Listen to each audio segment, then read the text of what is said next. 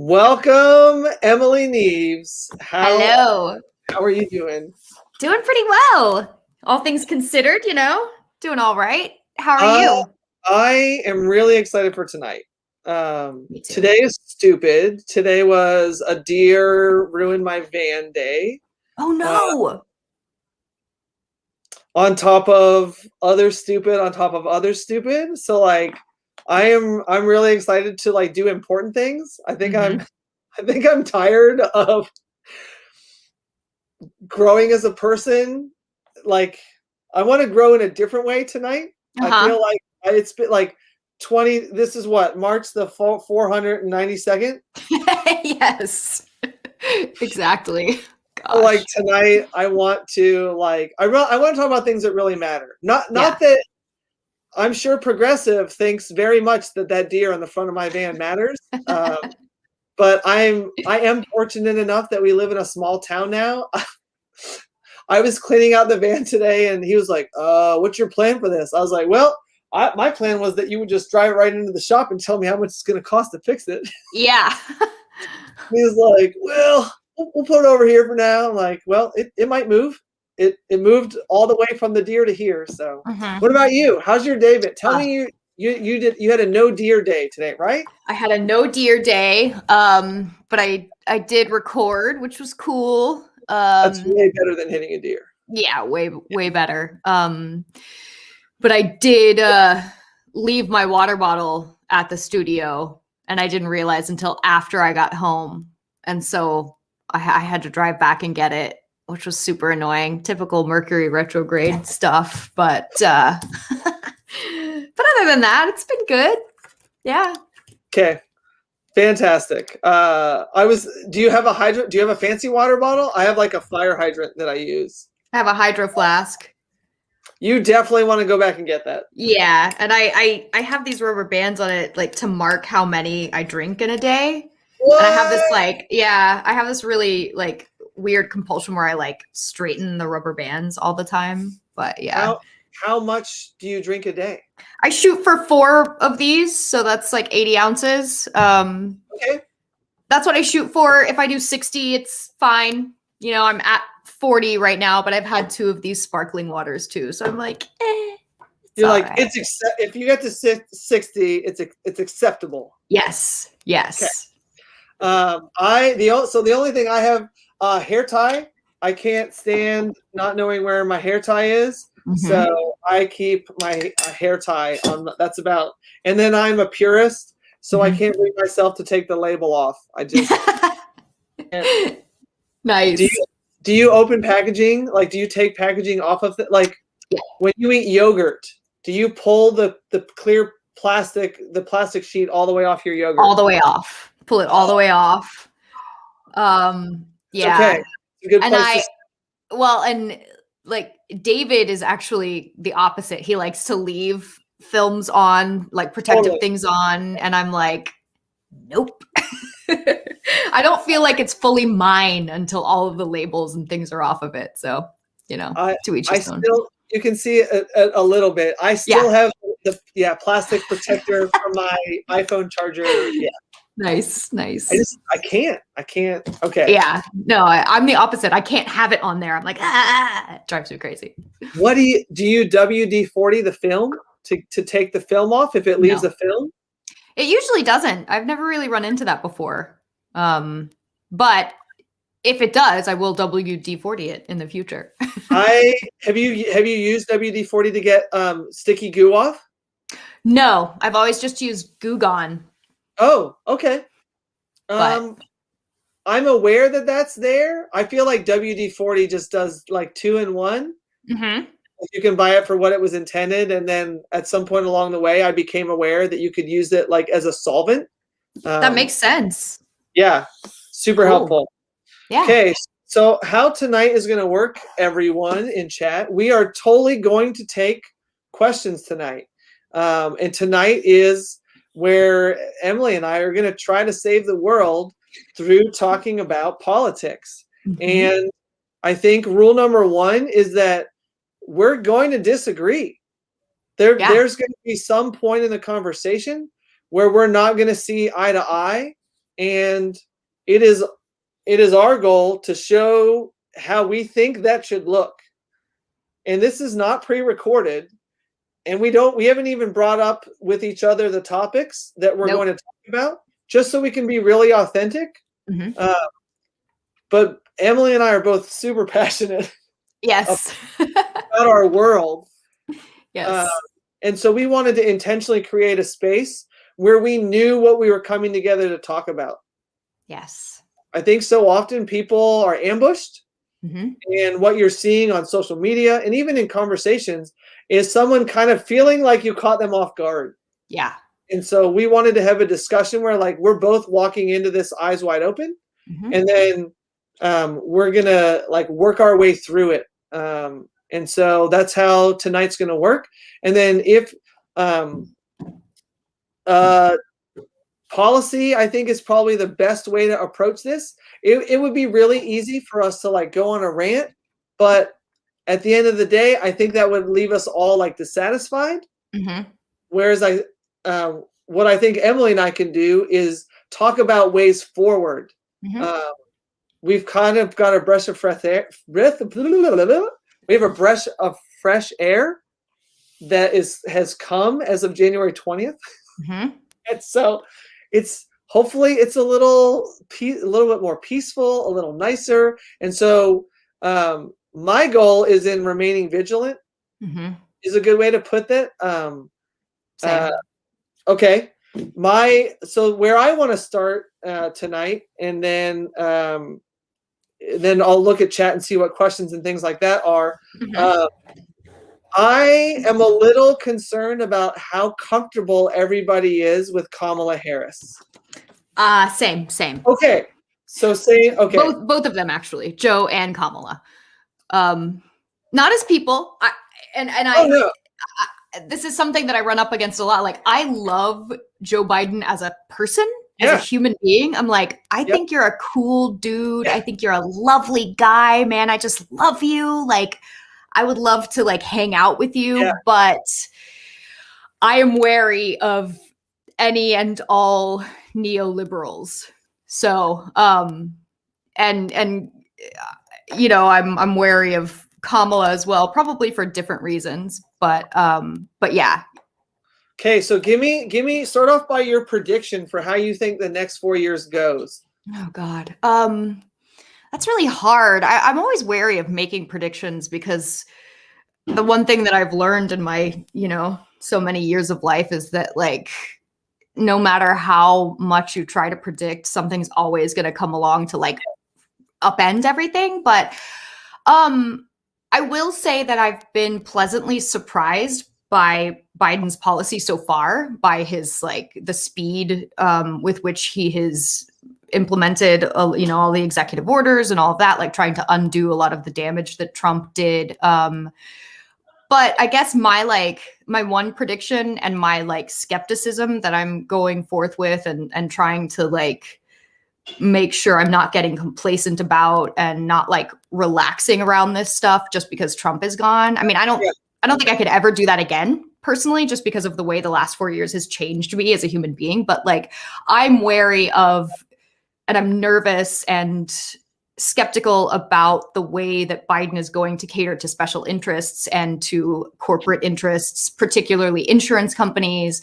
I know that his healthcare plan already is like an extension of COBRA, which is BS. And it doesn't do much to really help the American people in the middle of a pandemic. So I'm skeptical of his relationship with the corporate world, big money, big corporations, all of that. But I'm encouraged by the things so far. I mean, what I know of so far, of his wanting to end subsidies for big oil. I'm happy about that. I am excited that his environmental plan has sort of taken language from the Green New Deal, and that in that regard, there is a little bit of evidence that he is being pushed further left on environmental issues. I don't know if anybody other than like Jay Inslee at this point could take the office and do what I think that we need to do environmentally, which is like balls to the wall, like hardcore, like, you know, really just going for it, because we don't have any time to dilly dally and to make concessions to big oil and to, you know, waste any time farting around with it. So, yeah, Okay. That's where I am, kind of in a nutshell. A big, long, rambly nutshell. No. So I'm just taking notes because first shot fired. We definitely have to talk about health insurance tonight, and then second shot is we definitely have to talk renewables. Yes. My prediction is that Joe Biden dies in office and Kamala Harris takes the presidency. And then I am very concerned about lack of progress going forward regarding equality. So for those that don't know, the ERA was never ratified. The ERA is the Equal Rights Amendment. It gave everybody the right to vote. It was never ratified in our country. And if you look at Kamala Harris's record as a attorney general in California, they filed corruption charges against her. There was some mass incarceration saw its finest hour under Kamala Harris in the state of California. And I'm super concerned because a ton of prisons in our country are for profit, meaning they're owned by publicly traded companies, and what they do is they run prisons. And so the states have kind of hired these companies to run these prisons, and there's literally a profit motive to incarcerating Americans. Legalized slavery, basically. Okay, so I'll write that down just as like a point that I threw out, and then I'm gonna make yours. I have so much to say on everything that we'll start with yours first, and then we'll go. So for profit prisons. I'm just gonna write that down. Okay. Yeah. Do you go? No, I just to speak on that a little bit, like, yeah, for-profit prisons are absolutely evil, but like, I'd like to see the prison system in general abolished. I know that that's radical, but like, you know, restorative justice, transformative justice, rehabilitation of human beings instead of incarceration.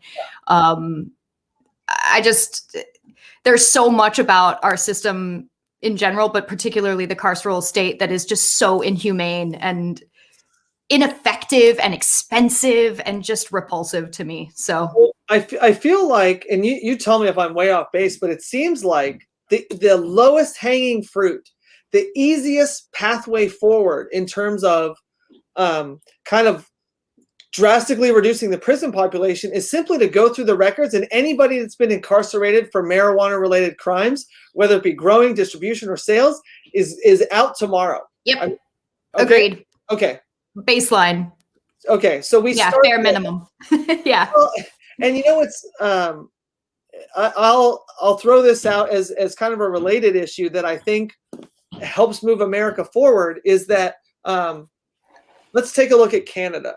Anyone who's familiar with the Canadian immigration system knows that the interior provinces, so like Manitoba, Saskatchewan, everything that's not like essentially British Columbia, which is Vancouver, it's on the west coast. So think like go north of Oregon and Washington, and then you get to British Columbia and Canada. Okay. And then you go north on the eastern seaboard above New York and places like that is Ontario, the province of Ontario. Okay. So a little bit of Canadian geography. Most Canadians, overwhelming amount of Canadians live within 60 miles of the U.S. border. Yep.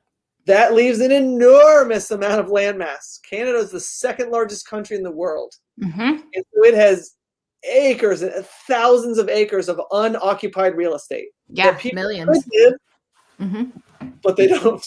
What is it second to? Russia? Russia. Or China? Russia. All right. That sounds right. Let's talk facts. I mean, we might as, if we're going to start 2021 off, let's make facts matter again. Amen. World's largest countries by land mass? Because obviously there's world's largest countries by population. Oh, Sure. yeah, you are so right. And it's by Russia. almost double. So That's Russia, amazing. then Canada, then the US. So Canada's only slightly larger than the US. And the reason that seems weird to say is because we forgot about Alaska that's hanging out up there. Okay. Right. Which is All right. huge geographically. Okay. And then China is kind of just smaller than us. Okay. And so that's kind of how the world's biggest land masses go. So what we know is that let's do this.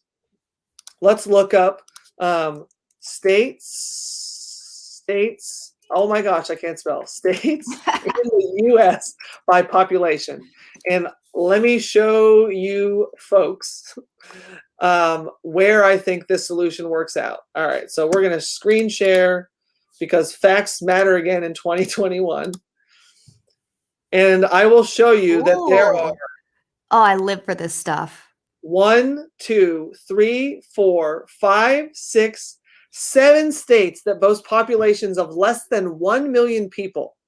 Okay. Wow. North and South Dakota, Alaska, and Wyoming are some of the largest land masses in the United States.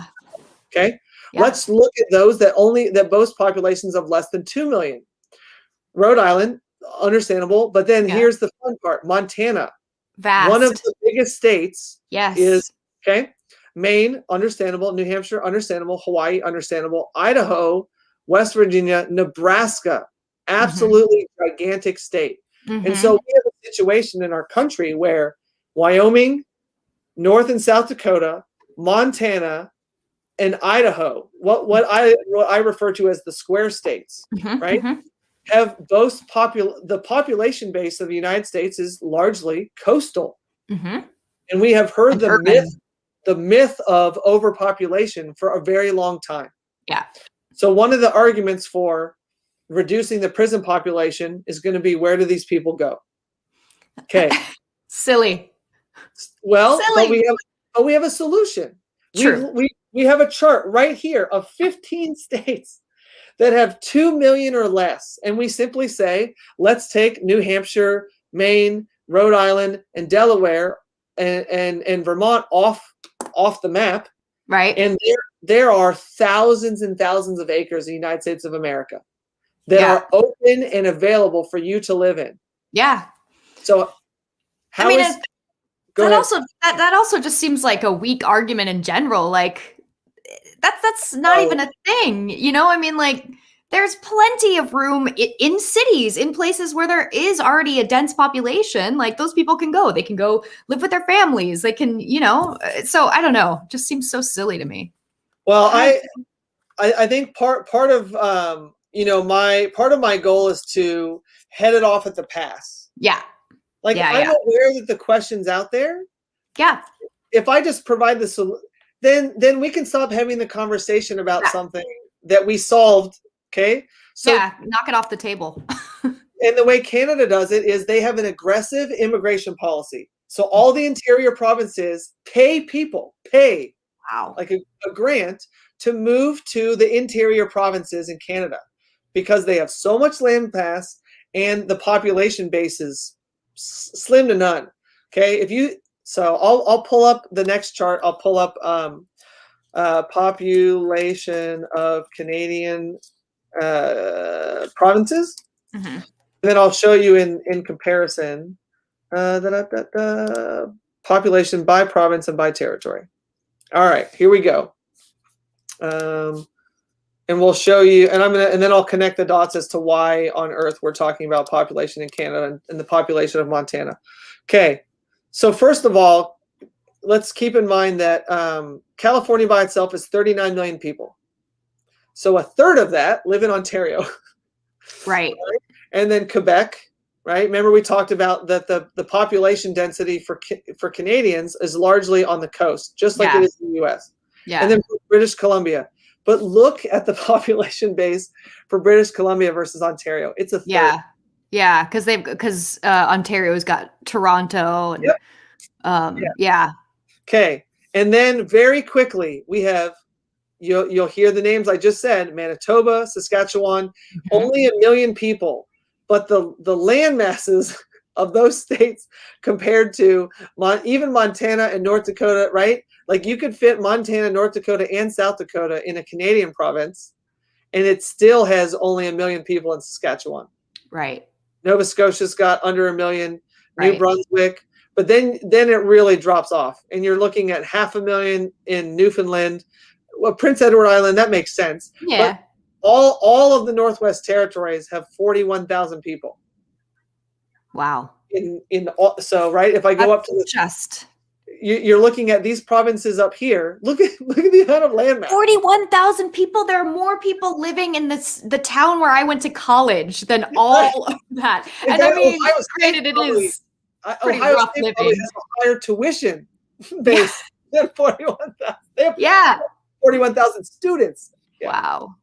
Well, Okay. and people are going to start migrating away from the equator and toward the poles as climate change, continues to worsen.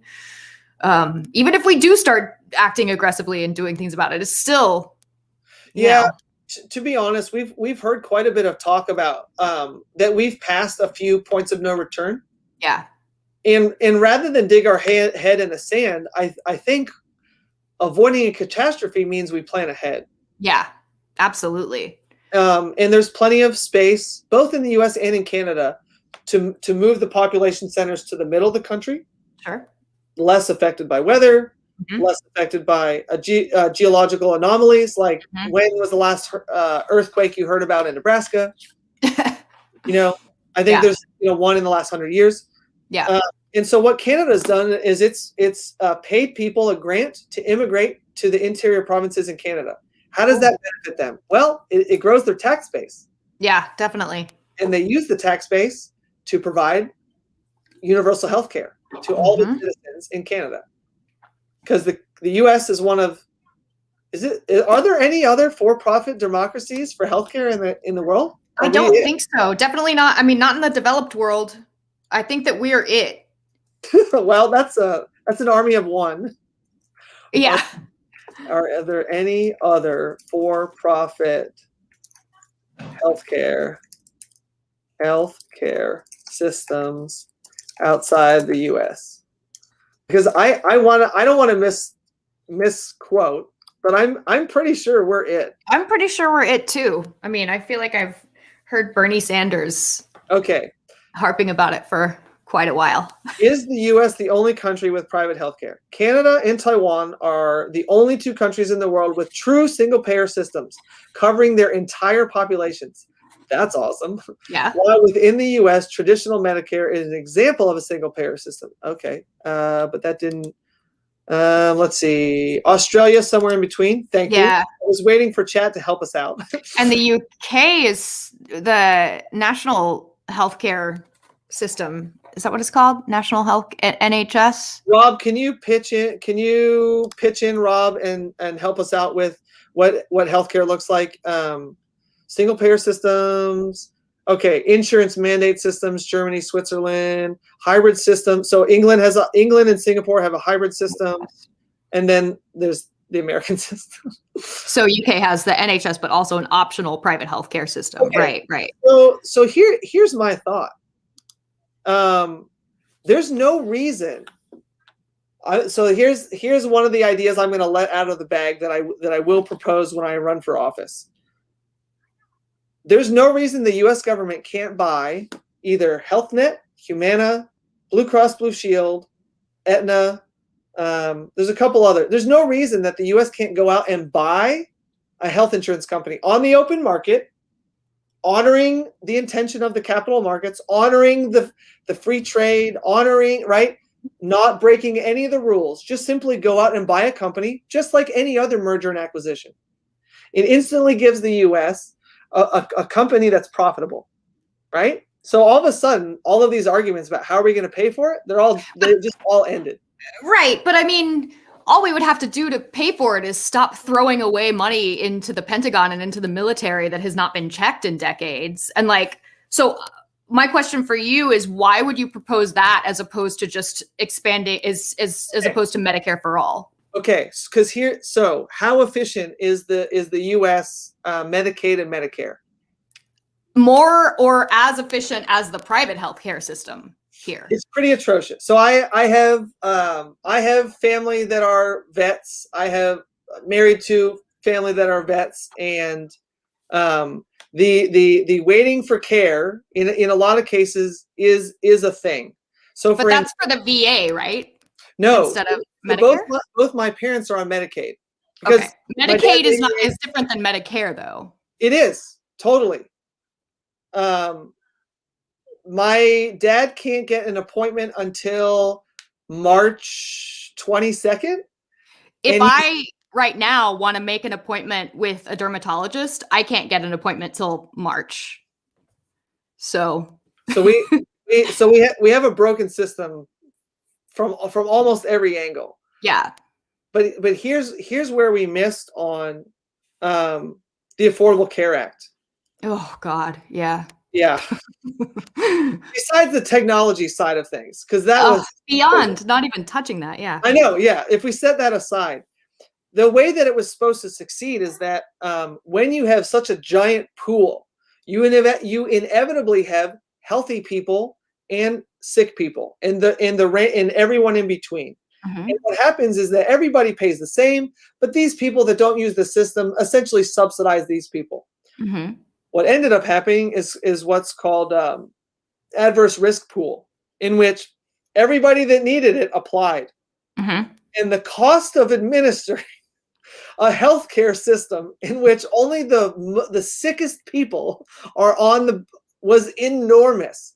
And so when everybody went to go decide whether this was right for them, and they see the premiums, they say, you know what's cheaper? The penalty. The penalty's cheaper because in a lot of cases there are folks like us that are in what's referred to as working poor. So we're making enough money to go get by each year. But if you added the cost of health insurance for a family like mine with 5 children, I don't have $700 a month. Yeah, I pay $500 a month for my marketplace insurance. Just me. Mm-hmm. Okay, so we're in agreement that the cost that was advertised to us it didn't exist. Yeah, and I don't know all the ins and outs of how that occurred, but I do know that a lot of it happened because of Republican obstruction and insistence upon like putting certain things in and kneecapping it basically, and so much of it was left up to the states that Texas. That's why I pay $500 a month for just one relatively healthy woman in her 30s, like it because Texas makes it so hard. And I was working with an agent through my union actually to get my insurance, and she was lamenting that. She was like, there are 3 plans available to you basically that I think are worth anything at all. And she's like, because she didn't go into detail, and I actually wanted to like reach out to her and be like, hey, I'm writing a Medium article about this. Why does Texas make it so hard? What specifically is it that they do that makes it so much harder than, say, California? Like, so anyway, sorry, not to interrupt you, but no, because crazy. It's great that you brought up California. So I lived in California for 5 years, and they have a subsidized system. So family of 5 applies, and the state looks at what you make and what the burden is, and they go, ooh, okay, we're gonna make your cost this amount, so that a family of 7 can actually afford to insure, right? Yeah. And because they have people paying into the system, I don't use the system. I just needed it so that I don't have to file for bankruptcy if I hit by an uninsured motorist. Or, sure. You know what I mean? Something happens to me. Yeah. I develop a cancer. Yeah. And we've really, so the reason I pitched the idea of, because to me, solutions mean that both sides have to go like, ooh, that was a big concern I had that you just addressed. Yeah. I now have to sit with this uncomfortable thing because I thought it couldn't be done. And now you just showed me a way it can be done. And now I think that I'm going to look like a terrible human if I say no. Right. So if I say, the United States Postal Service is a GSO, a government sponsored organization, right? So, and that GSO competes against publicly traded companies like FedEx and UPS. Yes. And it provides a great service every day. Yeah, and we saw a really interesting. Sorry to cut you off, but I just want to talk about Louis DeJoy for a second because that brings up a really good point. That like when he took over, he had interest in the competitors of the U.S. Postal Service, and so he corrupted the whole thing. And so anyway, I just wanted to throw that in there. But go ahead. No, so but before him, what we have is a well-running, government-sponsored alternative to for-profit. Yes. And was it less? Absolutely, it was less to mail a letter. In fact, yes. Right? Yes. So the citizens of this country could choose to work with a GSO without taking away all of their God-given American rights of freedom. And it just offered those of us that just wanted to put one stamp on a letter the ability to pay 55 cents to send something across this great country of ours. Right. And so I think the reason I'm pitching the idea of because look, if we buy a for-profit entity, first of all, that CEO is already knows what they're doing in place, has a structure. Like, we don't have to reinvent the wheel. We go buy a better wheel. Yeah. And then I just wonder though, because like to me, the whole issue with healthcare being privatized and being a for-profit system is like you can't put people's health, you can't put the well-being of people, you can't incentivize it for profit. And so like that CEO, do we then say you have a set salary, like and it is way less than you are getting now, and that wealth is redistributed to your workers? I mean, because I don't know, like when I hear about all this, I'm like, that's great, but like philosophically, ideally, in my like ideal world, there would be no for-profit health anywhere ever for any reason. Okay. And it would all be. But here's the thing. In a world where we wake up tomorrow and say for-profit health is gone, let's start adding up the people that work at insurance companies. Let's go start adding up the people that, right? And so now all of a sudden unemployment, like, no, but that's not what I'm saying. I'm not saying that we just scrap all those people and they're suddenly out of jobs. I'm kind of saying it's like a hybrid of what you're saying, that like basically all of the health insurance companies, they restructure, right? So that it's not for profit, but they all get bought by the government, and it's all they just work for the Department of Health, so they don't lose their jobs. They just shift, and those systems are tweaked to where that they're more efficient, they're less expensive for people, and that money is not going into the pockets of shareholders and board members and CEOs who are really not doing any of the work. Okay, but let's keep in mind who the shareholders are, because the majority of the shareholders are Americans, because of how many mutual funds are owned within 401ks. Let's say Walmart employs 1 million people. Well, those 1 million people own a good chunk of, for instance, I'm not talking about the shareholder. I'm talking about the boards. I'm talking about the people who are like, have major incentives and who are raking in disproportionate amounts of profit. I see the Walmart model. Like, I want those people, those 1 million people that are employed by Walmart, to get shares of the company. I want them. That's exactly, that's good. They have an employee purchase program where they get 15% off the cost, and as good as Walmart does, they benefit. But the reason I bring up Walmart is that the average American has a 401k. The average American has an IRA. And so I'm cheating a little bit in that I've been an insurance salesman for 15 years, and I'm cheating a little bit in that I managed money for almost 2 decades. I own my own investment advisory firm. And so I understand like how the capital structure works.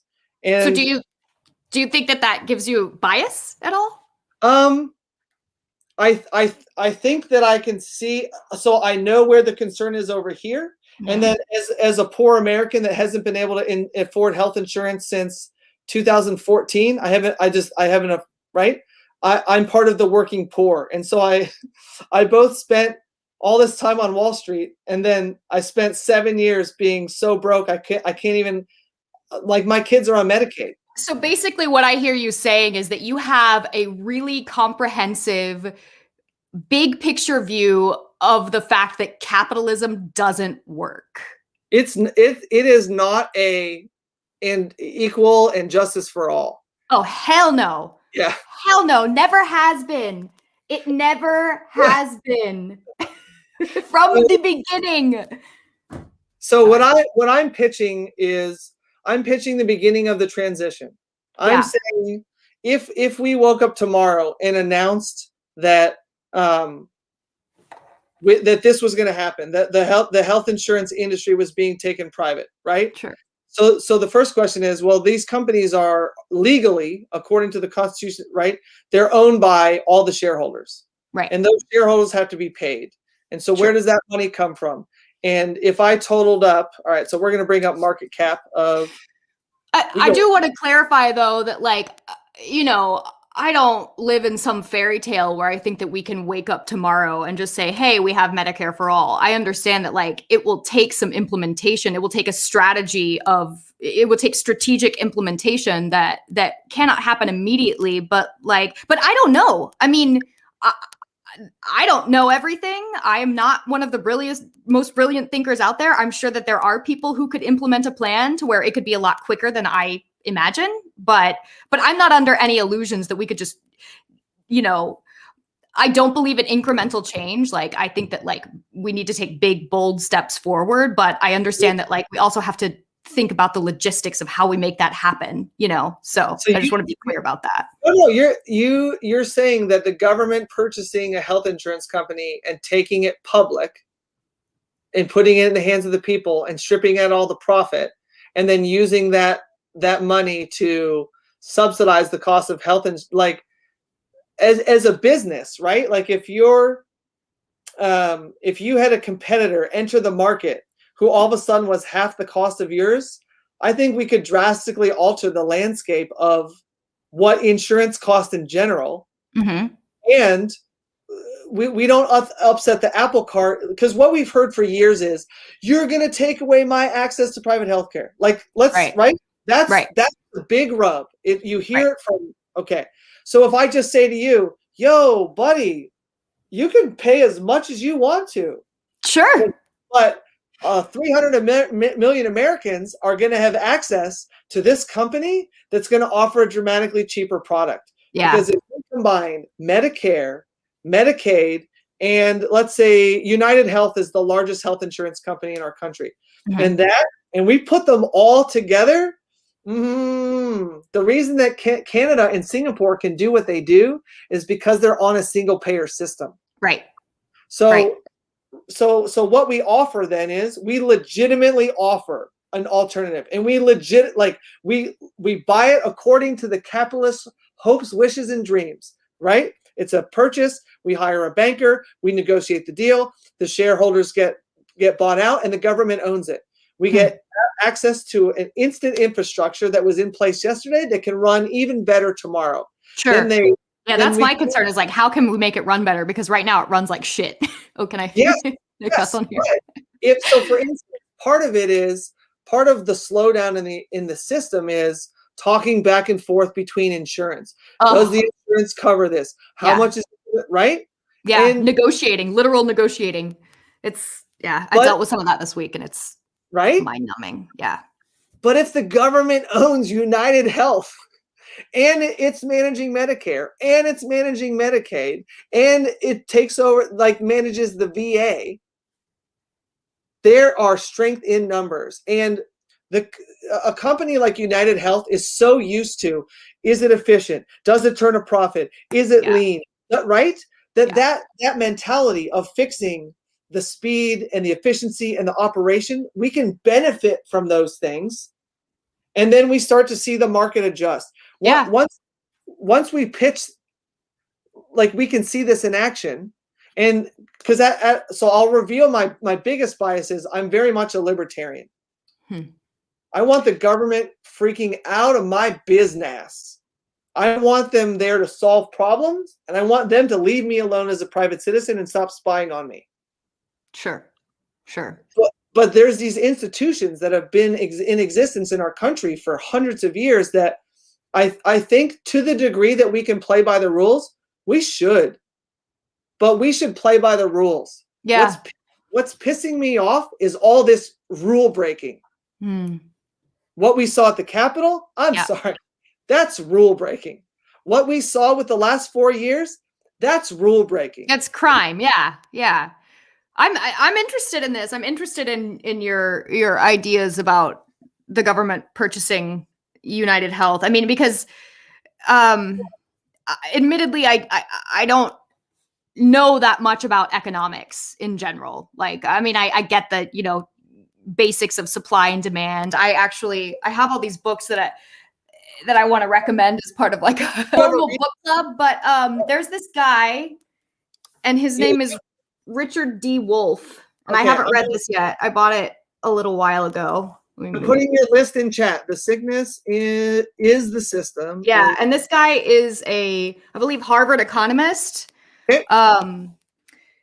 But there's a series of videos that I retweeted several months ago. It was Black Socialists in America shared it, and each video, it was like 8 videos, each one's about 2 minutes long. So the total of this talk that he did at Left Forum, I think 2 years ago, was about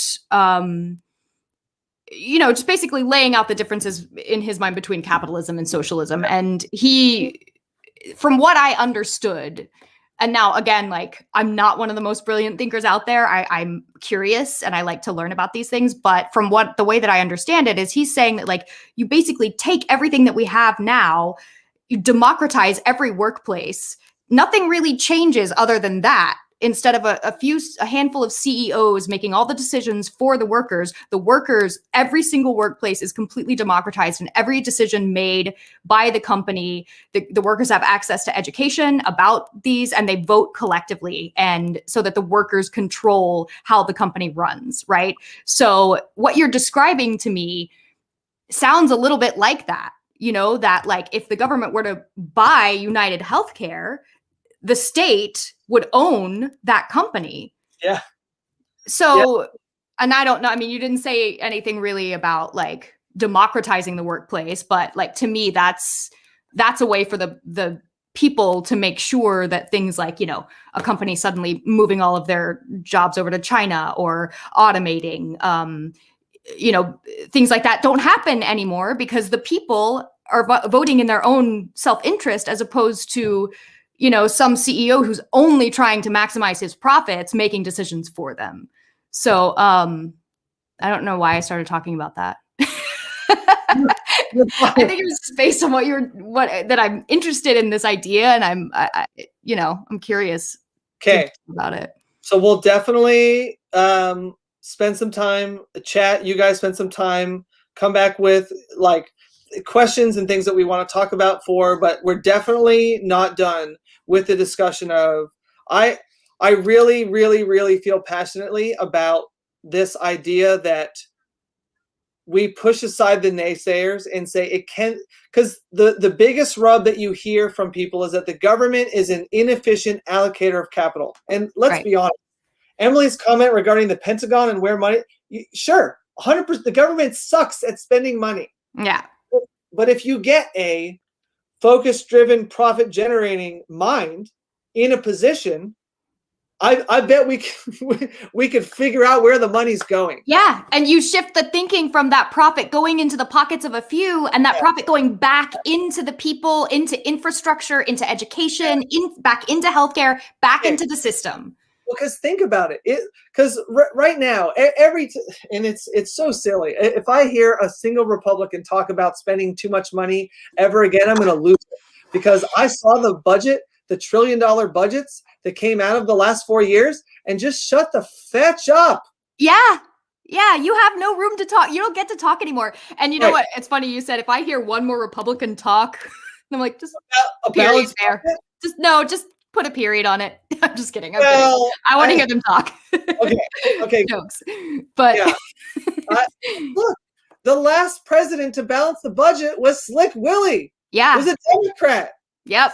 That's always how it happens. If you go back and look, it's like, the Republicans jack up the deficit and then the Democrats bring it back down. And I mean, again, like I'm a staunch opponent of neoliberalism because I think that like when corporations are at the forefront of the minds of the people making decisions for the American people, everybody loses. Everybody loses. Yeah. And yes, Mohammed, defense spending. And I think that Bernie said this not long ago, is that like the Pentagon has not been audited in like 40 years or something. And I don't want to misspeak. Maybe we could look that up, but like, yep, I'll get on it. But they just have a blank check, and then like from there you go from that to like the militarization of police, and it's like now police are getting it. They're taking that model and putting it into police forces, and everybody gets a blank check except for the American people. I really love. We'll take a segue before we get to renewables, but I love the idea of when defund the police first came to light, that some people sat down and let's actually put ideas. Make this concrete. Let's not this defunding the police is not about eliminating police. It's about saying, why are police handling mental health issues? Yeah. Why are police handling domestic situations? Yeah. Why there are therapists. Intoxication, yeah. Right? So we're like, let's give these people the keys to everything. You guys solve all problems. Like, that's not realistic. No, it's not. And it's not fair. It's not fair to them, Look, there are people that go to school for 6, 7, 8 years to be a family therapist. Yep. To be a marriage and that's social workers. Right? Yep. That's who deals with those issues. And they do it really, really well. Like when all that was going down, I would read tweet thread after tweet thread of social workers saying like, I approached a 250-pound schizophrenic man. He was naked, wielding a weapon. And in 20 minutes, I had him sitting down. And like, I think that is what causes police forces to, I think that they act from a baseline of fear. Yes. And when people are afraid, they get angry, they go into fight or flight. And personally, the way that police are recruited and trained, I think that it attracts and breeds a mentality of fight first. It just breeds a violent mindset. So, and social workers, I think, are trained to de-escalate. They're trained to de-escalate their own fear. They're trained to face their own fear and remain calm and breathe through it and practice empathy. And anyway. So I have a really good friend of mine. I really want to start with the mindset of like, man, I don't know. When something big happens in the world, I'm like, the first thing I say to myself, I don't know, man. I don't know. So when everything started happening, I called up my friends that were police officers. And I'm like, I don't know, man. Can you please tell me? And so we went through scenarios. And what came up over and over again is, what if that officer doesn't come home? What if that officer doesn't come? What if that officer doesn't come home? And look, I get it. Yeah. But I thought that was why you volunteered to get paid $100,000 in the state of California to be a police officer. Yeah, I mean, the guy that works at Walmart doesn't have that risk. Yeah.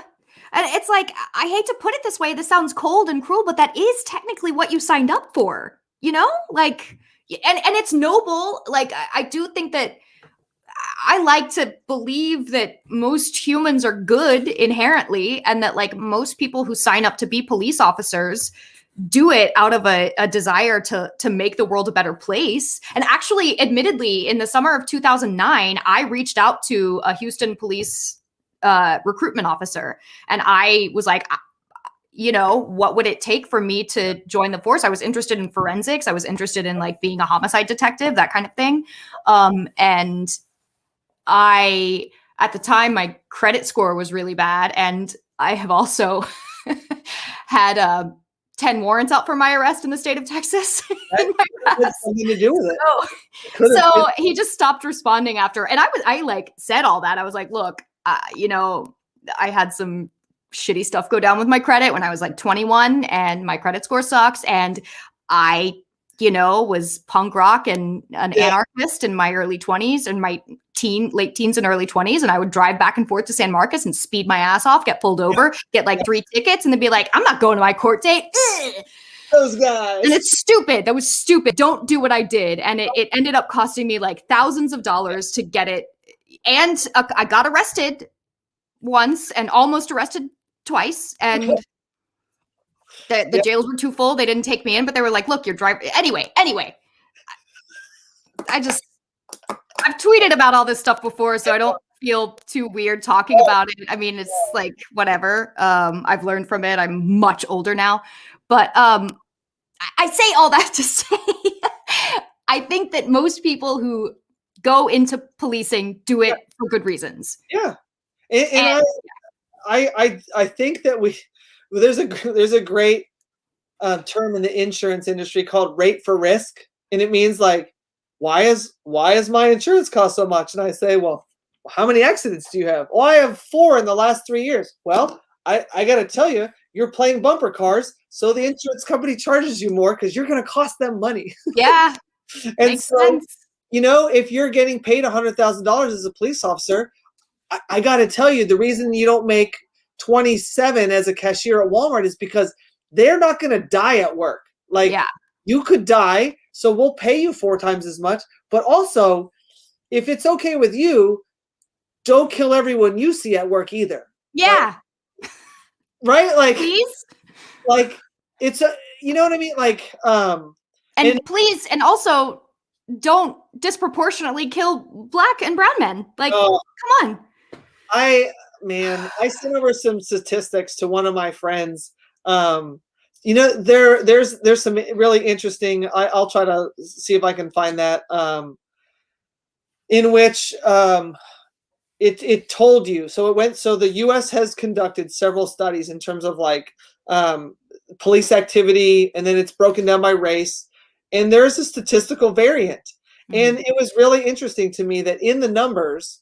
They attempted to, so they would tell you what the deviation is, and then they would say this is not statistically significant, except that if you apply that low number to the population of the United States, it's thousands of people, and those thousands of people experiencing that influence the communities in which they grow up in. Yep. And so if we want to heal this implicit bias that absolutely exists both in the population and in the police force, we have to change the reality. Yeah. And the reality is that Black men are 9 times more likely to be pulled over. And when I mean 9 times more, I mean like literally the number of times they are being pulled over is that much more than if you are white. Yes. And I finally came to understand what this felt like. In 2015, my family lived in an RV. So Rachel, 4 kids at the time, for a year and a half. Do you know that we were pulled over anytime we got in the Midwest and we crossed the state border, we would inevitably get pulled over. Well, I didn't watch Breaking Bad at the time, but apparently they were making meth in 1980s looking RVs. And I was not aware that this, but I'm telling 9 times in 3 months, I was pulled over simply because I fit the profile of what a Breaking Bad watching RV meth making person looks like. Beard, longer hair. I finally started answering the door with, I have 3 bachelor's degrees. I have a master's. I'm married to the woman next to me. She both holds a bachelor's and a master's degree. We have 4 children, all within wedlock, all with share our last names. Would you like to see under the RV? And is there anything else you need before I get across this? Before you're convinced that I'm not making drugs in the back? And they're like, you got a tail light out. I'm just kidding. Yeah. No, it happened 3 states ago, sir, the last time I crossed the border. Am I free to go? And so look, if that's what I'm experiencing and I'm white and all it took was an RV, I can only imagine if I'm Black. And we don't have to imagine. We have we have we have all these people that have lived it, video recorded it, and it's available for public view. So, and not to bring up my past again, but like, I am very aware. Like when I talk about that, I'm like, look at how much privilege I had. I got pulled over. I called a state trooper ma'am once by accident, and he just looked at me funny. Like I'm here. I've never been subjected to any police violence. They were always very like nice to me. I mean, there have been many times like getting pulled over where like I just got let go with a warning, and it's like there are two different criminal justice. There are two Americas, and so okay, so we are definitely going to figure out for-profit prisons. We're definitely going to figure out implicit bias. We're definitely going to figure out what defunding police looks like in reality. And again, the reason we use the catchphrase is so that we all kind of understand that these ideas of reallocating capital. We need to pull the focus away from incarceration and put those same dollars. We're not saying like new budget. We're saying the same. Let's put the same dollars towards marriage and family. Like we're over 50% in the divorce rate in this country. Like we're doing it wrong. Okay, we're shooting people before they're tried before a jury of their peers, and instead of right. So that's where the focus is. And while our eye is off the ball, the majority of Americans are getting divorced because we don't know how to talk to each other and be in a relationship. All right, so we're going to come back to that in future episodes. All right, the environment. Part of, I think, Emily, what has made this so difficult is the reality of the situation. That being, we were actually exporting our trash to other countries for a really long time. And those countries started saying to stop sending their trash to our country. We have a real problem with consumerism in America. Single-use plastics, paper products, right? So one of the solutions we have at Colorworld is we require these microfiber cloths. They're only good for like maybe 2 or 3 conventions, and we use them to wipe down the metal prints from the backdrop so they don't get damaged. So we ended up with 40, 50, 60, right? We ended up with quite a few of them. And so we then eliminated 100% of the paper products from our household.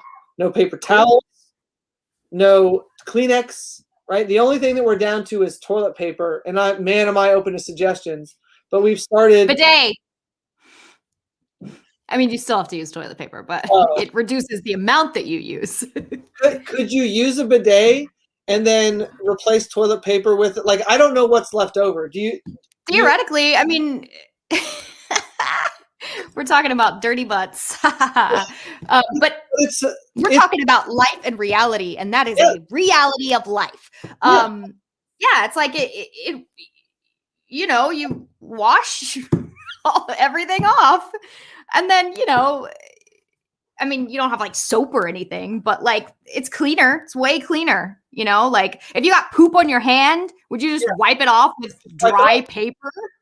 No, you would wash it.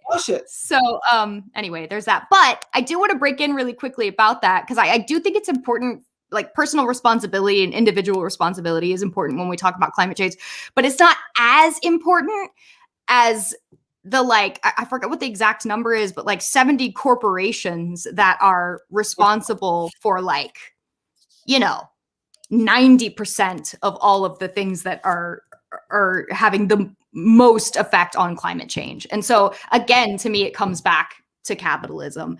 And if we could somehow incentivize renewables and crack down on these corporations that are causing the most harm, that would go a very long way. And but I think that we get tricked by the system to say, oh, well, you need to recycle and you need to use a renewable water or a reusable water bottle and you need to do all these things. Like you need to do it individual American, when it's you've got all these huge corporations just decimating the environment. So I don't know. My libertarian bias is like in like every place where I start the discussion for myself. Like you can super tell I'm libertarian in that like I'm like I'm gonna point the finger at myself first, and then I get there has to be a mix. There has to be a mix of we can do better, because the reality is that we all then go to work. Like Yeah, if you're this person at home, then you end up being this person at work. And I think that sure. the reason we're seeing so much gross abuse by corporations is that people who don't believe in it just simply all congregate at the same company, and then they just are themselves at work, and then it comes out as, does that make sense? Like It does make sense. And I agree that that's probably true. But I think that the root of the problem is that shit rolls downhill and that like it's really the people at the top and the people that are in the pockets of, you know, elected officials who are not taking responsibility, and they're not like, there are these huge policies that are company wide, and so it's like the guys it's always the guys at the top. It's always them. Like if we could get free from that, I feel like a lot of this stuff would not really like take care of itself, but almost, you know. And I do want to say, like, so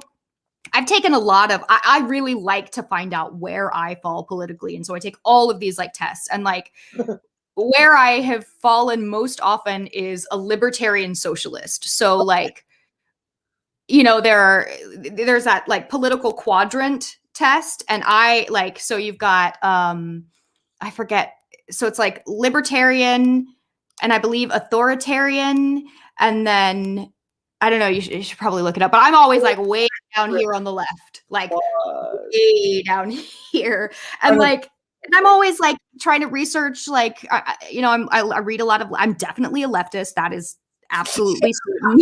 No doubt about that.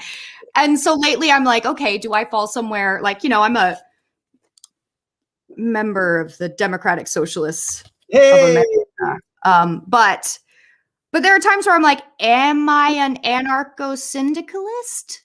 You know, like, I don't know. And I think, so I wonder, you know, I hear you say that you're a libertarian, but I want to ask like specifically like what that means to you. Cause like, I don't see you as being like a Tea Party libertarian kind of guy, you know, like don't tread on me like a right-wing libertarian. Like from what I hear about what you say, you're like a left-wing libertarian.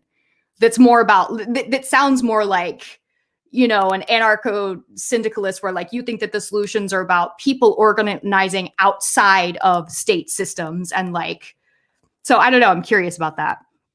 Oh, that didn't work. I downloaded this graphic that looked really cool that was showing where each of the people that ran for president in 2020, because, you know, we had like 30, but then the chart ended up being really small. So in terms of where let me see if this one's larger. Let me bring up that graphic for you. So Sure. there we go. And then that'll help people like kind of frame the discussion that we're having right now. Stop screen, share screen, Chrome tab, political quadrant test. Oh, and the other thing that I'll say is, I meant to share the actual like one graphic that I downloaded instead of like the 20. Share screen. You just let me know when you are ready to bounce. We're already like we've done like a good amount of time streaming, and at this point you just let me know. Okay, so this is what you were talking about. Yeah. And you are saying, what color are you? Way down there in that green corner. Okay, so like all the way here. Maybe like 2 or 3 up from there. Like, yeah, around somewhere around there. I used to have saved in my phone a picture of where it is, because I was like, that's hilarious. Nice. So the first time I took it was during the Obama administration, and I was way to the left and down to libertarian from Obama. Like, did it change? Did you take it again? Has it changed in the last? It has not changed over the years. If anything, I've gone farther left and farther toward the libertarian side. The more I learn and the more I read about political theory, and hey, like I'm not one of those leftists that's like, well, unless you read about all the theory and can define all of these terms to me, I don't want to have a discussion with you. I just want everybody to have food. So, Yes. you Oh, know, that's yeah. that's the best. Okay, I just want everyone. No, that's amazing. Well, To I'm plagiarizing or paraphrasing a meme that I saw not long ago. It's like, you know, the Doge meme where it's got the like little skinny dog and then next to it is like the big beefy dog. Well, in this one, it was like the little skinny dog was like, you know, proselytizing or about theory. And the big dog was like, I just want everybody to eat. So I can't claim credit, but I love intellectual theft, no. borrowing. I will do. Why can I not move this off my screen? The political compass. I'm going to bring up. I'll spend some time looking at the political. The political compass looks like somebody who has placed figures throughout human history on the quadrants, and that'd be Yes. cool. So we can start with that when we next time. It'd be a cool place. So if I had to place myself now, I believe the government should be the problem solver of last resort. Meaning, Okay. I'll give you for instance. We owned a house in North Carolina. We lost everything in the stock market crash of 2011 I'm sorry. Government threatened to not raise the debt ceiling and not pay the interest on the government bonds, and then we lost AAA credit. The market went down 24% in 48 hours. Yeah. And so I went out to North Dakota, lived in my car, started working at Caterpillar dealerships, and worked my way out of poverty from there. And it was very clear when everything hits the fan that there are some things that you need somebody bigger than you to solve. And so we ended up moving our whole family out there and having to rent out our house to find a way to pay the mortgage, right? So if somebody lives in your house, they can pay your mortgage, and then you kind of just live in whatever you can afford, and then you figure it out from there. And so that's where we're at. We couldn't afford to live in our house, so we rented it out to somebody who could. Cool. And one of the tenants really ticked off my neighbor. And there was a dispute, and my neighbor's like, you know what? I'm going to get rid of this tenant. And he starts digging, and he finds out that they couldn't find where it had been converted to a duplex. We knew it was a long time ago. We knew it was decades ago. Okay. But if he could prove that we didn't know, then we would be made to put it back to a single family home, and then this jackwagon would be out of there. And it started a whole thing with the city. He reported us to the city, right? And so we go to the planning meeting, and I looked up all this stuff. And it turns out that the city of Winston-Salem was, they wanted to increase density. To your point, what you were saying earlier, that even in our cities, there are ways to increase density in a way that kind of makes people happy and allows people to live closer to urban centers. So we pitched this idea that our dwelling is actually part of and helps the Winston-Salem plan for the city. Nice. And the planning board voted 8-1 in favor of us keeping the house the way that it was, and it helps increase density in an urban area, and it was needed in Winston-Salem. And okay, on to the city council. Well, we were told 99 times out of 100, the city council just takes what the planning board says, and then they run. Okay, our neighbor went out and lied to everyone and told them that the reason we were seeking rezoning was not to keep the property the same, but to be able to tear it down and build an apartment building and really just shove the people in there, make a ton of money, and ruin the neighborhood. I didn't find this out till one of my neighbors called me in North Dakota. I flew in and I walked door to door to all 150 neighbors. It took me days to go talk to people, answer questions. Well, I didn't know this, but people that were on the sign that were calling in to find out about the zoning to decide how they were going to vote or how they were going to talk to the city council person. They were also being told that that was our plan, was to tear it down and put in. Yeah, the city was lying to people. What? So we go and we call it. We're like, you got to change this message. You like, this person is this is not good. We talk to all of our neighbors. I finally get to the neighbor that lives next to me, and he looks me in the eye and he says, "Look, I don't know if you'll come back. I don't know if you'll ever be my neighbor again, but I got to live across the street with that guy. And if he ends up hating me, like, what is my life going to be like?" I said, "But he's lying to everybody, and he's convincing you all to sign this petition based on something that's 100% not true." And he said, "Look, Brad, I understand, and you're a really nice guy, but I just can't help you out." Ugh. So my neighbor who started this whole thing gets a couple people from another street that he's related to show up at the city council meeting. I go there expecting that we're going to talk about density and the use for the house, and all he does is get up there and rant and rave and say I'm ruining the neighborhood, and I don't live here, and I'm not a local, and I'm a landowner, and I'm an out of town landlord who doesn't care about what the neighborhood looks like. And the city council voted 7-2 against me. Ugh.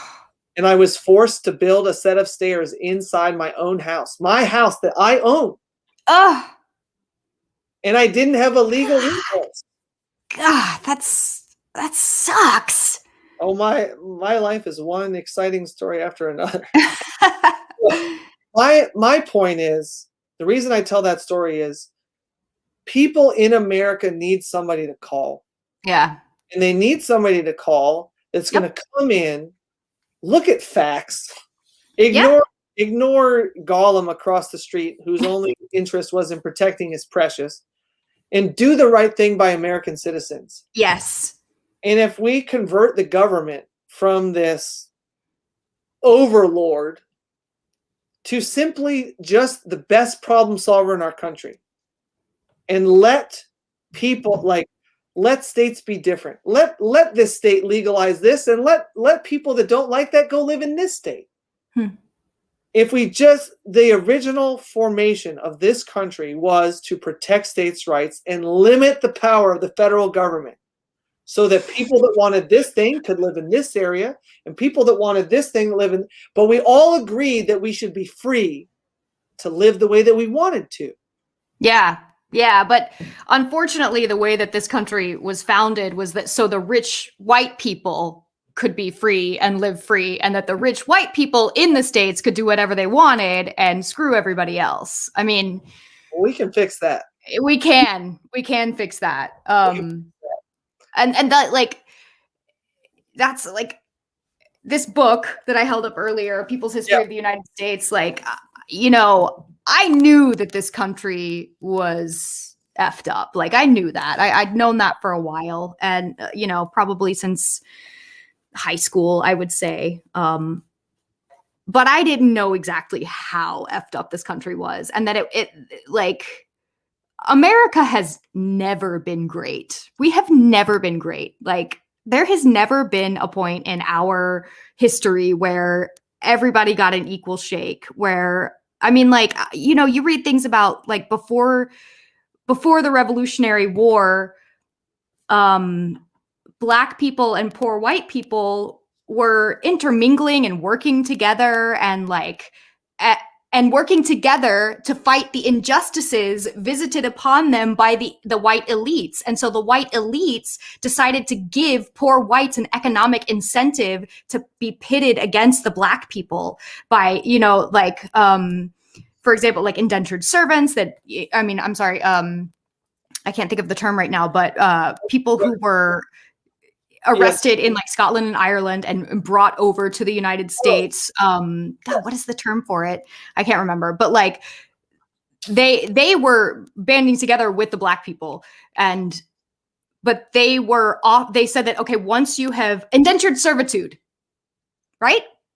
Or is that serfdom? I don't remember. Anyway, but they gave them an economic incentive. They said, like, after you have served your term or your hard labor, paid your penance, you get so many acres of land and this much money. And so then they were like, oh, well, I could be a rich elite white one day. I'm going to do everything I can to keep the black people down. So it's like, and that happened then. It happened around the Civil War. I mean, it happened over and over and over. And like, it's just mind blowing to me. It's mind blowing that like, I mean, and that's not to mention like, you know, indigenous genocide and just, it's just disgusting. It's really disgusting and disheartening. But I agree with you that like, we can fix it. I just, you know, there's a part of me that says like, you know, it took us what, 265 years or whatever to get here. I mean, really, you know, if we're talking about since the settler colonization of the United States, we're talking about, you know, the 15th century. Like, is it going to take us that long to resolve it? And like, I hope not, but I don't know. It looks. Well, one of my favorite things to say is don't let perfect be the enemy of the good. And at this point, I'm really over like, and not with you, like I'm over talking about it, meaning I'm not like we've just started this style, but meaning like I've been telling people I'm going to run for president ever since Ross Perot called me in 1996. So like I'm done talking about it, and I'm ready to start freaking working on it. Yeah, same. So I think that what will make this country look beautiful is people that don't agree on things getting together and deciding how to move forward. Yeah. In that, you know, I jokingly said that what I wanted out of 2016 was for DJT and Bernie Sanders to be president and vice president. And it's somewhere in between those two polar opposites, we would get something that looks like what we could all deal with. Yeah. And the idea, if it was somebody other than DJT, I would say, sure, but him. We ended up where that was who was left standing. Yeah, exactly, right. And it was also before we witnessed the carnage of the last 4 years, right? Yeah. I don't. Maybe there was people who understood what we were getting. I didn't understand I didn't understand we were getting a TV president. Like literally a person that could play a president on TV, but never actually be a president. Yeah. I didn't know we were getting that. I knew we were getting something really, really bad and really bleak. And like, I had a dream actually the morning of like early morning, kind of like those last dreams you have before you wake up about Donald Trump. Like I dreamed that I was like in a kitchen with like a big stainless steel refrigerator, and I like closed the door, and all of a sudden he was like behind me, and he like pressed up against me and like pinned me to the fridge and like was like breathing down on me like menacingly. And I like woke up and I was like, fuck, he's gonna win. Like I just had this like sinking feeling. And I was like, no. It's just fear. It's just my subconscious. It's just fear. It's whatever. And then when he did, like I sobbed. I mean, I sobbed all night because I was like, this is, I don't know. I don't know if it was just an intuition or something. I don't think I knew how bad it would get, but I knew it was going to get really, really bad. And it did. To be honest, he's Voldemort to me. I won't say his name. Like I honestly don't want, you know, there's power in somebody being a person, and I'm just not even like, for me, I have no interest in even referring back to him. No. Going forward, we were plunged into civil darkness. As a result of there were something like 62 cases that were before the Board of Education in which a person's suspension or dismissal from school was racially motivated, and all 62 were dismissed under the last 4 years. Every single case in which somebody had been suspended or disciplined, in the people associated felt like that was racially motivated, they were all dismissed in the last 4 years under, like, those are some of the honestly, the things that we saw before our eyes were nothing compared to the damage that was done to the system behind closed doors. Yes, agreed. Particularly like the EPA and environmental stuff. I mean, I know there's a lot more, but like that's the part that like guts me. Like every time I would see something about that, it just like it feels like a knife in the heart to me. I Okay. mean, So where do we start? So I'll put this up real quickly, and then you take me through. Okay, share screen, Chrome tab, sources of greenhouse gases. Take me through transportation, electricity production, industry, commercial, residential, agriculture, and what do we do differently? Where do we get started? Where do we start on each of those categories that are producing greenhouse gases? God. Transportation, 28%. I mean, I think transportation, I don't know. I mean, it overwhelms me. I'm like, I'm glad I don't have this job because it's so overwhelming to me. Like, Emily, but I I'm do glad. think, like, public transportation, putting in a really Yes, efficient and yes, expansive and yes. comprehensive train system, national train Okay. system. Like, I don't know if we subsidize Amtrak. I don't know if I mean, there's like that I forget what it's called, but the passenger train going back and forth from Yep, Houston to Dallas. I mean, yep. like, No, I, and let me tell you why I think you're right for two reasons. One is that what keeps many people poor in our country is the lack of access to a job that would lift them out of poverty. yeah, How is that happening? Well, if a job is located in Arizona and uh-huh. you live in West Virginia and you don't have the money to move your belongings to Arizona, it almost doesn't matter. Yeah, What you need is within your reach. And yep, so you have even people with college degrees who are saddled with $40,000 to $80,000 in debt who can't hmm, get to the job because they're too busy worried about meeting the monthly payment that they don't. And so having a national rail system, and I'm going to say, I'm going to up that by one more and say that on that national rail system, we must find a way to transport essentially a moving van's worth of stuff. And that one of the things I'd like to see the federal, like, okay, should we pay for somebody to be unemployed, or should we just pay for them to load their effing things on public transportation and let's get them to a state where they can be gainfully employed? yeah, that's a great idea. Okay, so for one, we need national rail, and we need a program, a grant program whereby people can apply, and the federal, like what so the government could buy LinkedIn, and if the government buys LinkedIn, then it could match applicants with jobs, and then there'd be a grant. We'd say, Hmm. like, oh, so you're receiving assistance. Okay, so if we took that amount that you would be projected to receive in the next 12 months with assistance, whether it be WIC or food stamps or housing subsidy, and we just gave you that now. And that money was enough to get you across the country to be gainfully employed. Well, I killed two birds with one stone. You're Yeah, now you're now back to being a tax-paying citizen, which helps the government's revenue. And then you're off the entitlement programs, which solves a whole bunch of self-esteem. It mhm. gives you back your dignity. Dignity. Yeah. Yeah. Okay. So we're gonna Yeah. do a national It's rail. interesting though. Like I keep hearing you say, if the government buys LinkedIn, if the government buys United Health, and the foregone conclusion of that to me is socialism, which I Okay. like.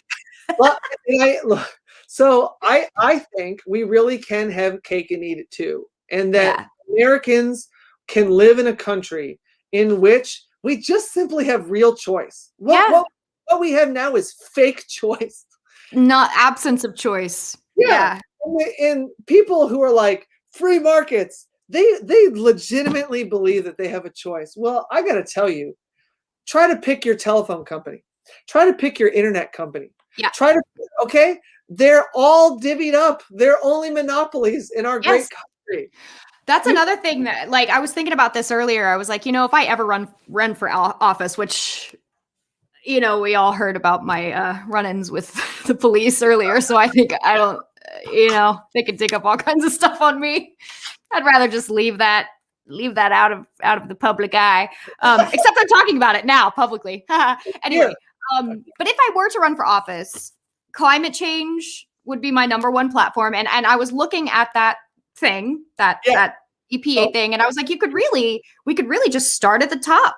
I mean, because it's laid out by percentage points. We could start with transportation, electricity production, but I would also internet for everyone. Like, I think that if we invested, I don't know how much money. I would like to know how much that costs. Again, I'm the ideas person.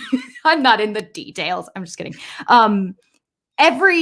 Every human being, every household in America needs good, reliable internet. Like, you need it for school, you need it for work, you need it to learn. Even if you're not in school, you need it to stay connected. Like, I think it should be a utility like electricity, like water, so. And high speed. High speed. Not satellite. Yes. Like, we need a rural broadband, like T5 connection, fiber. We need to lay fiber, and those fiber lines cannot be owned by private companies. Exactly. Yes, because they find a way to, like, they always find a way to squeeze the poor and the working poor and even the middle class. They find a way to squeeze them out of the best products. And if, like, it were equitable, if everybody had the same product, if it was not incentivized by profit, I think it would transform the country, if not the world. Well, because we know from studies that education is one of the number one things that will help. So access to education and access to gainful employment are what keep people poor. Yeah. And if we can solve those things, right? Mm-hmm. And to your point earlier, it's a little enigmas in that, like, it's hard to like put a finger on it, but leadership matters. Yeah. Having people in leadership positions that are people that you look up to, that are people that should be there. Like, let's be honest, even though Slick Willie balanced the budget, he still cheated on his wife in the Oval Office. He's not a good, despicable. He's still, yeah. He balanced the budget. I'm going to give him credit for that. But sure. But he's also, responsible for, like, the No Child Left Behind program, which, like, I think was well intentioned, but now you've got this, like, standardized testing that is the enemy. Oh, that brings me to another book. Yes, go ahead. Pedagogy of the Oppressed by Paulo Freire. Let me get that typed into chat. Pedagogy of the Oppressed. This changed my life, changed my way of thinking. And a lot of what it talks about is that what we have in the United States, and actually what is pretty common worldwide, he's Brazilian. And this book was written in 1968, but it is so fucking relevant today. Sorry. But we have what he calls a banking system of education, where there is a superior teacher who is basically depositing ideas, depositing facts into a recipient. The students are just, like, sitting there, like, being fed information. And what he proposes,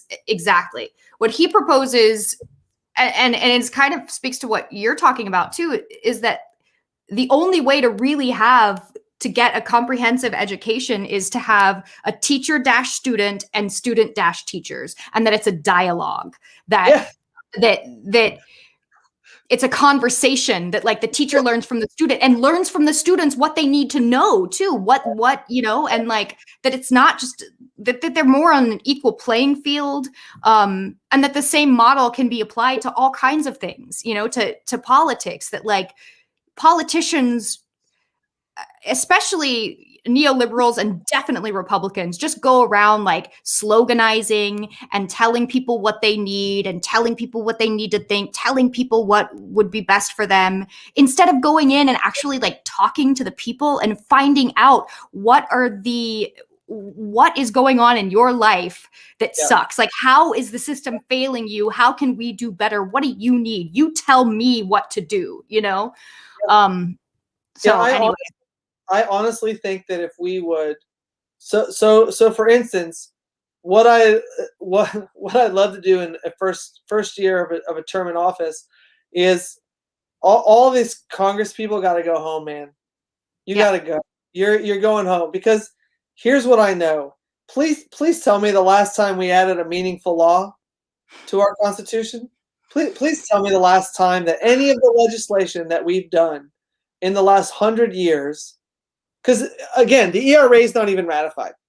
The ERA itself is not even ratified. So please tell me what great piece of legislation that Congress has given the American people. And the reality is it's not, because it's being driven by special interest groups, and that whoever elects you is who gets your ear.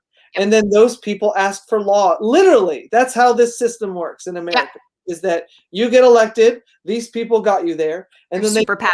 Yeah. they say, I need legislation that makes our motive for profit easier to obtain, and then Yep. they grant it to them. Yep. And there's no reason to have new laws be made. Constitution works just fine. Well, we can amend it, but sure, yeah, sure. But let's just start with what we have and stop killing and steal. All the things that we need to stop are already illegal. So yeah, so we don't need more laws. What we need to know is what you said. Where are we failing the people? And if we were to send can you imagine their lives if we sent them home and asked them to listen? Well, I'm very libertarian, but I'd be tempted in this case to make it mandatory for these Congress people to appear at different places, different public gathering places around their states, and that the congressmen, men and women, and the senators would be asked politely, and well, we don't force them. We just say you lose your spot. yeah, Let's just do that, because I can't stand making people do anything.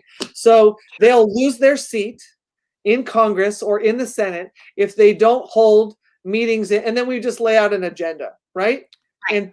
And they would be asked to go to every major city within their district and then hold these meetings, and that all their staff, right, all these staffers that they have, they're there to help facilitate the information gathering. And then their next plan of action is for the next several months is to sit down like you and I are doing here, and to look at what is the number one concern that they're hearing from the people of that state, and then get to work on solving those. Yeah, and how can they get the people involved in helping them solve them too? Like, how can we all work together and have like a more direct democracy? And also, I think that something that would alleviate a lot of that is to end Citizens United, get corporate money out of politics. Just no more of that. Like, Yes. I feel like that's when a lot of the rapid decline of all where we are now. I think that that's kind of where it began. I mean, you could say it began in 1492, but it was but that doesn't give us a starting point. You know what I mean? Like, this gives us a starting point. And I think that I do understand where you're coming from, in terms of like, this country was never great. I think that if we started off a meeting with a large number of people by saying that, I think we instantly lost half the room. And so I think that on this road to making America great, that what we need a serious dose of education in terms of where we don't live up to that. And Yeah. that we've got to swallow that difficult pill of, we built it on the back of slavery. We started this country by clearing out the indigenous people and stealing their land from them at gunpoint, Yeah. and by disease point, right? Yes. So we intentionally. Yeah. And so, like, it's really important to understand that our intention is this, and that as we move toward this, we're going to educate ourselves, and we're going to become comfortable with our very uncomfortable past. Yeah. And I don't think we have to look people in the eye and go, you're terrible because of this. No, and that's not even what it's about. It's just about looking at the reality of of our history, you know, and really coming to grips with where we have come from and what has been done.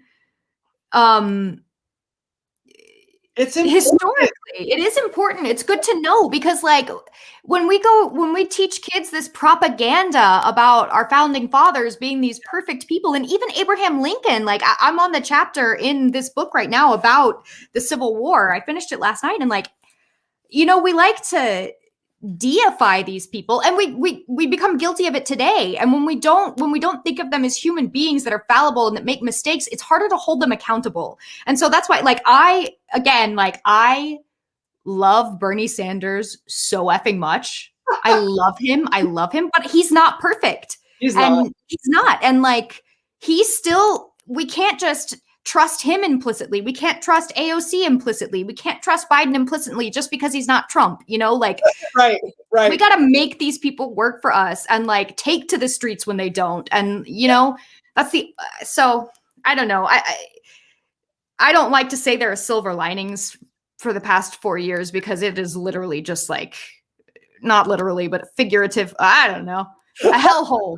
I feel like this is a hellhole that we're in. And, like, but I will say I have learned so much about myself and about my fellow Americans. And, like, the gloves are off, the boil is lanced. We see that seedy underbelly that was always there and that was growing and getting, you know, like, agitating within itself. And it is out, you know, it is in our faces, and we can no longer deny it, you know? So, and I guess I say that it's not a silver lining, but it's kind of the same principle is, like, we only grow through struggle. Like, we only grow through struggle, and struggle has to be a part of it from now on. We have to struggle against, you know, all of these forces that are trying to maintain the status quo of these, you know, 1% owning all of the wealth and everybody else is just screwed. So I don't know. Yeah. And I honestly, in my heart of hearts, absolutely believe that they're in the beginning, right? Because, you know, what I'd like the United States and humanity at large to look like is very different from where I think that we'll start, what I think it's appropriate to start with. But I think there's a way to honor some of the institutions in this country that are great. Yeah. That if we took people out of them and we looked at the system was good, but then we introduced people to it, and the people abused that system. Sure. And I'd like to start by following rules, and in doing so, we're going to start eliminating those rules that are bad rules, that are unjust. Absolutely. Yeah. And I love what you said. You know, perfect being the enemy of good. And that's kind of how I look at, like, Bernie and AOC. And, you know, I admire, there's a lot of idealism on the left, and it is impossible to achieve utopia. That is impossible, but we strive for it. But we don't expect, you know, like I said, Bernie's not perfect, but he's good. And, like, of all of them, I'm like, well, he's the most ideologically consistent of all of them. So I love him and I look up to him. Yeah. But, you know, if he, you know, messes up, I'm going to talk about it. Yeah. I'm not going to pretend it's not happening. Yes. So anyway, man, accountability is such and I've thought about. I don't even know where we stand because, you know, deers and my parents and all sorts of other things in my life. But I think it's important to do something like hold the impeachment trial, because you know, the outcome of it, if it goes a certain way, means you know, a person impeached twice can't run for public office.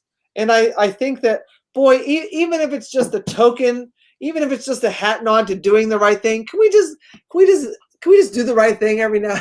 Yeah. And you know, there are a bunch of people who are like, who cares? Like, the Senate's just going to throw it out. And I'm like, okay, well, then we know who the people are that didn't want to hold him accountable, and we know why. Ted Cruz.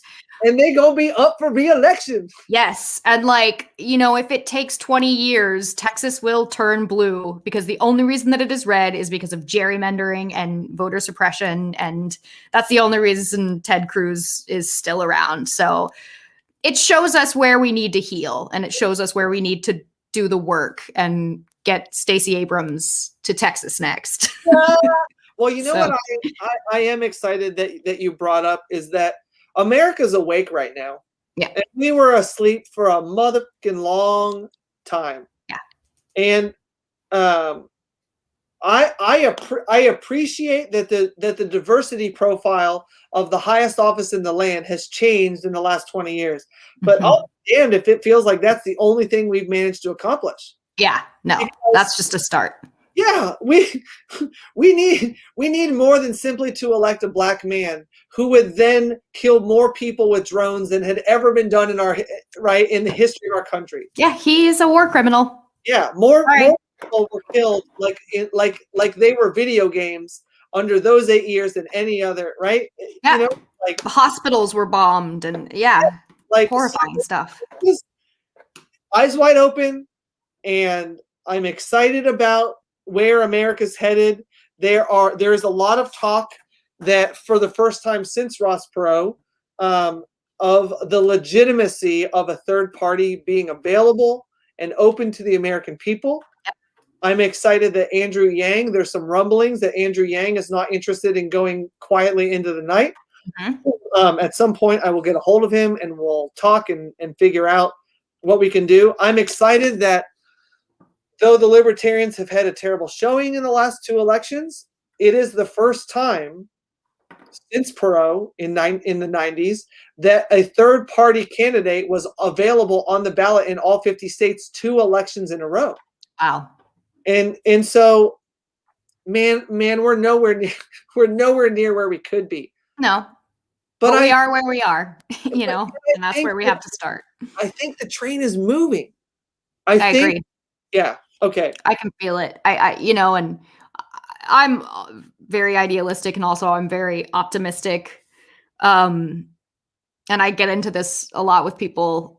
You know, people are like pessimistic about where we're headed, but I'm like, no, this is good. This is good. But things are happening. You know, like you're right that America is more awake now than it has been probably since the 60s. And that's very encouraging. And I think that things got so bad and are like so scary. I mean, you know, 500,000 of us are dead, and there was an insurrection on the Capitol. You know, like things got to that point that like people can't just kind of go back to sleep like I think they did when Obama got elected. That's my hope. That's my hope too. And if that's not what happens, then we're going to have another probably smarter, slicker, more dangerous Trump in the future. And that is the one thing that we cannot abide. So I do think that you're very right about, you know, the old adage of those who forget history are doomed to repeat it. Yeah. I think it was really helpful. A book I'll hold up would be like the post-truth era. Post-truth era would be important. There's some stuff that Neil deGrasse Tyson has done on the military-industrial complex. Mm-hmm. Neil deGrasse. Let's see, Neil. Oh man, I'm gonna butcher it. I better Google that first before Grasse Degrasse Yep. Tyson. You're awesome. Tyson, military industrial complex. There's some really important work those folks have done to really kind of expose, you know, where money is going in the country, and in terms of how, with the post-truth era, you know, talking about how on earth did we get here? How on earth did we do it? Did we arrive at a time where people are willing to go on the news and say things like alternative facts and with a straight face, and that it's just, yeah. But I am optimistic because it takes a certain to kind of break out of being comfortable. Like Americans are so, I'm sure it goes beyond our borders, but I want to speak for other people. But Americans certainly are so comfortable sitting in a place of being uncomfortable because of what they know. Mm-hmm. And that for the first time in a long time, probably since, to your point, Vietnam, that we have finally pushed over the fat, bloated government that it is and seen what the other side looks like. And we're now so uncomfortable that we're willing to do things about it. And that if we don't, if those of us that are awake, that are well-intentioned, that really, like, I don't need anything. What I would love health insurance one day, but like, I just want the world to be a better place. Agreed. An equitable place. Yeah. And I think we can arrive there without stealing from the rich and giving to the poor. I think if the system simply doesn't incentivize people to accumulate, and by doing so, put others down, then if we can fix the system. I think one of the things that you pointed out was the sickness is the system. Yeah, that's okay. Richard D. Wolff. Okay, so if we would just take a real hard look at the system itself, and that somehow, a lot of how this is going to be accomplished is, you and I have to figure out how to make white people not scared. Because they're scared out of their gosh dang mind that let's frame it like it is, this power that they've enjoyed, this immutability, this untouchableness, this get off with the warning mentality that white people have had, we have got to make this fair and equitable. Like, each person in this country has to get out of bed with the same opportunity. And until then, Billy Bob, Mary Sue, Emily, Karen, whoever you are, it's important for you to understand that we're just going to talk about Black lives for a while. We're just going to talk about brown lives for a while. We're just going to talk about yellow and red and every other color. And we don't need a White History Month, okay? Every month is White History Month. We've got to spend some time. And I'm not saying there aren't poor white people. I'm not saying that I, as a white guy, wasn't abused by my government in the city of Winston-Salem, North Carolina. I was taken advantage of. I was abused. I was made to spend $15,000 that I didn't have. And in the process, had a contractor steal $7,000, only for me to come home during Christmas and found him living in my house on my money, spending it on drugs and rock and roll. I'm not saying that I haven't had the bad end of the stick. What I'm saying is, at the end of the day, I am where I'm at because of my privilege. Mm-hmm. I was able to get a mortgage on that house and then sell it and then make enough money off of it to go into remember we talked about the center of the country. I was able to go to the center of the country and I own my house in cash now. Well, I was given a mortgage because of my whiteness. Yeah. I was given what's called stated. And that means that my loan officer stated my income as a number, and then he stated my assets as a number, and it wasn't required to be verified because my credit score at the time was good enough for the bank to reasonably believe that I might be able to make my loan obligation. And I was granted what's called an option arm. Well, that is the loan that took down America in the financial crisis. Yes. So we could, so another 2 hours for another day. But at the end of my exciting rant is that I have choices because I'm white. And I had access to education because I'm white and my parents were white. And it doesn't matter that my parents were immigrants. They were white immigrants, and their journey was different than if you were a black immigrant, a brown immigrant, a red or yellow immigrant. Yep. And we have got to create the system whereby we all have the same access to both education, healthcare, and what is it? Health and happiness. Yes, jobs. Well, I think we figured out jobs. We're gonna do an Eisenhower-size overhaul of the national transportation system. We're going to Yes. use the fubles out of renewables, and we're gonna run these trains on the coolest, newest technology, Yep. and then we're gonna do an evaluation system whereby we evaluate what the government will spend on these people that are on entitlement programs, and we're going to forward them, and we're going to give them the break in their life they need, and use that money to down payment on a house, right? Because home ownership is also proven to be a huge factor in the success. And we're going to forward them that money to get into a place to live, get them to their new job, right?